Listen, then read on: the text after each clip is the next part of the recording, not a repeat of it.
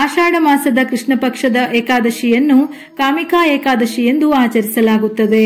ಹೆಸರೇ ಸೂಚಿಸುವಂತೆ ಈ ಏಕಾದಶಿಯು ಮನಸ್ಸಿನ ಆಸೆಗಳನ್ನು ಪೂರೈಸುವ ಶಕ್ತಿಯನ್ನು ಹೊಂದಿದೆ.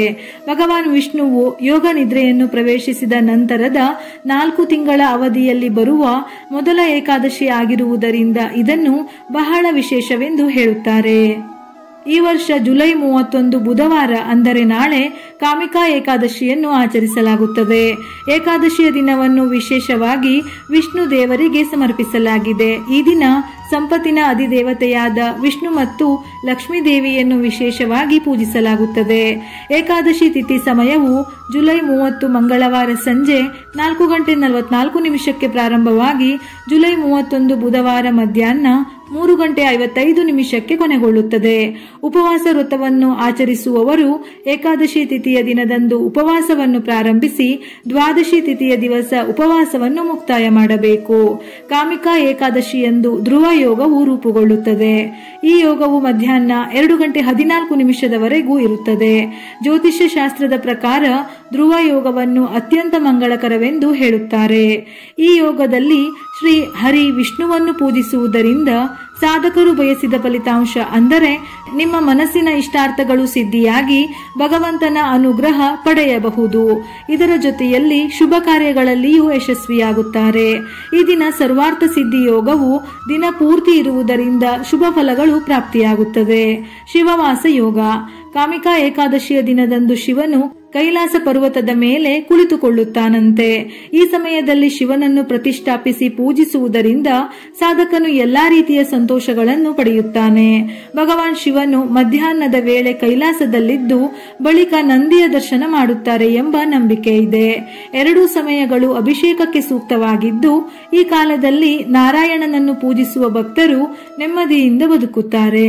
ಕಾಮಿಕಾ ಏಕಾದಶಿಯಂದು ಬೆಳಿಗ್ಗೆ ವಿಷ್ಣುವಿನ ಅವತಾರವಾದ ಶ್ರೀಕೃಷ್ಣನನ್ನು ಕೂಡ ಪೂಜಿಸಬಹುದು. ಶ್ರೀಕೃಷ್ಣನನ್ನು ಧ್ಯಾನಿಸಿ ಅವನ ಮಂತ್ರಗಳನ್ನು ಪಠಿಸಿ ಈ ದಿನ ಶಿವನಿಗೂ ಜಲಾಭಿಷೇಕ ಮಾಡಿ. ಸಾಯಂಕಾಲ ಅರಳಿ ಮರದ ಕೆಳಗೆ ಸಾಸಿವೆ ಎಣ್ಣೆಯ ದೀಪವನ್ನು ಹಚ್ಚುವುದು ಕೂಡ ಮಂಗಳಕರ.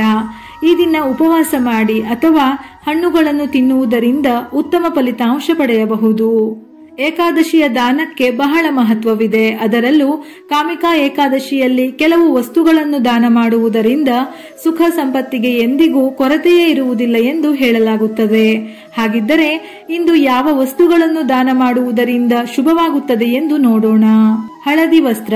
ಭಗವಾನ್ ವಿಷ್ಣುವಿಗೆ ಹಳದಿ ನೆಚ್ಚಿನ ಬಣ್ಣ. ಹಾಗಾಗಿ ಕಾಮಿಕಾ ಏಕಾದಶಿಯ ದಿನದಂದು ಹಳದಿ ಬಣ್ಣದ ವಸ್ತ್ರಗಳನ್ನು ದಾನ ಮಾಡುವುದು ಒಳಿತು. ಇದರ ಜೊತೆಯಲ್ಲಿ ಗುರು ದೋಷ ನಿವಾರಣೆಯಾಗಿ ಜಾತಕದಲ್ಲಿ ಗುರು ಬಲಗೊಳ್ಳುತ್ತಾನೆ. ಆಹಾರ ಧಾನ್ಯಗಳ ದಾನ. ಹಸಿದವರಿಗೆ ಅನ್ನ ಹಾಕುವುದರಿಂದ ಕೋಟಿ ಕೋಟಿ ಪುಣ್ಯ ಪ್ರಾಪ್ತಿಯಾಗುತ್ತದೆಯಂತೆ. ಅದರಲ್ಲೂ ಕಾಮಿಕಾ ಏಕಾದಶಿಯಂದು ಅಗತ್ಯವಿದ್ದವರಿಗೆ ಆಹಾರ ಧಾನ್ಯಗಳನ್ನು ದಾನ ಮಾಡುವುದರಿಂದ ಅಂತಹ ಮನೆಯಲ್ಲಿ ಸಂಪತ್ತು ವೃದ್ಧಿಯಾಗುತ್ತದೆ. ಧನ ಸಹಾಯ.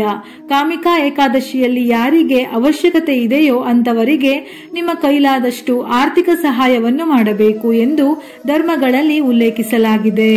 ಇದರಿಂದ ಹಣದ ಕೊರತೆ ನಿವಾರಣೆಯಾಗಿ ಒಳ್ಳೆಯ ದಿನಗಳು ನಿಮಗೆ ಪ್ರಾರಂಭವಾಗುತ್ತದೆ. ಈ ದಿನ ವಿಷ್ಣುವಿನ ಪೂಜೆಯಲ್ಲಿ ಬಾಳೆಹಣ್ಣು, ಪಂಚಾಮೃತ, ಬೆಲ್ಲ ಅರ್ಪಿಸಬಹುದು.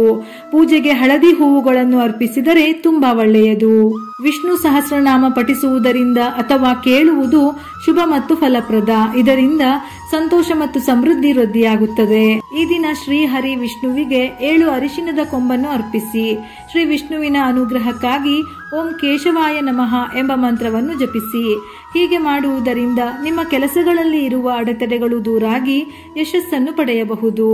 ಈ ದಿನ ತುಳಸಿ ಮತ್ತು ಸಾಲಿಗ್ರಾಮವನ್ನು ಸರಿಯಾಗಿ ಪೂಜಿಸಬೇಕು. ಸಾಲಿಗ್ರಾಮವನ್ನು ವಿಷ್ಣುವಿನ ರೂಪವೆಂದು ಪರಿಗಣಿಸಲಾಗುತ್ತದೆ. ಈ ಸಾಲಿಗ್ರಾಮದ ಪೂಜೆಗೆ ಹೆಚ್ಚು ಮಹತ್ವವನ್ನು ನೀಡಲಾಗಿದೆ. ಈ ದಿನ ಕಾಮಿಕಾ ಏಕಾದಶಿ ಪುರಾಣವನ್ನು ಕೇಳಿ. ಇದನ್ನು ಕೇಳುವುದರಿಂದ ಅಥವಾ ಸ್ವತಃ ಓದುವುದರಿಂದ ಪಾಪಗಳು ಕಳೆದು ಪುಣ್ಯ ಪ್ರಾಪ್ತವಾಗುತ್ತದೆ. ಏಕಾದಶಿ ದಿನದಂದು ವ್ರತದ ಕಥೆಯನ್ನು ಕೇಳುವುದರಿಂದ ಭಗವಾನ್ ವಿಷ್ಣುವಿನ ಆಶೀರ್ವಾದ ಪ್ರಾಪ್ತಿಯಾಗುತ್ತದೆ. ಈ ದಿನ ಹಸು, ಕಾಗೆ, ನಾಯಿ, ಪಕ್ಷಿಗಳಿಗೆ ಅನ್ನದಾನ ಮಾಡಿದರೆ ಪುಣ್ಯ ಸಿಗುತ್ತದೆ. ಹಿಂದೂ ಧರ್ಮದಲ್ಲಿ ಪ್ರಾಣಿ ಪಕ್ಷಿಗಳಿಗೆ ನೀಡುವ ಸೇವೆಯನ್ನು ಪುಣ್ಯದ ಕಾರ್ಯವೆಂದು ಹೇಳಲಾಗುತ್ತದೆ. ನೆಲ್ಲಿಕಾಯಿ ರಸವನ್ನು ನೀರಿನಲ್ಲಿ ಬೆರೆಸಿ ಸ್ನಾನ ಮಾಡುವುದರಿಂದ ಬಹಳಷ್ಟು ಪುಣ್ಯ ಲಭಿಸುತ್ತದೆ, ಸಕಲ ಪಾಪಗಳು ದೂರವಾಗುತ್ತದೆ. ವಿಷ್ಣು ಸಹಸ್ರನಾಮವನ್ನು ಪಠಿಸುವುದರಿಂದ ಮತ್ತು ಬ್ರಾಹ್ಮಣರಿಗೆ ದಕ್ಷಿಣೆ ನೀಡುವುದರಿಂದ ಸಂತಾನದಲ್ಲಿರುವ ಅಡೆತಡೆಗಳು ನಿವಾರಣೆಯಾಗುತ್ತದೆ. ವಿಡಿಯೋ ಇಷ್ಟ ಆಗಿದ್ದಲ್ಲಿ ಮರೆಯದೆ ಲೈಕ್ ಮಾಡಿ. ಹೆಚ್ಚಿನ ಮಾಹಿತಿಗಳಿಗಾಗಿ ನಮ್ಮ ಫೇಸ್ಬುಕ್ ಪೇಜ್ ಅನ್ನು ಫಾಲೋ ಮಾಡಿ. ಇದೇ ರೀತಿಯ ಮನಮುಟ್ಟುವ ಉಪಯುಕ್ತ ಮಾಹಿತಿಯೊಂದಿಗೆ ಮತ್ತೆ ಭೇಟಿಯಾಗೋಣ.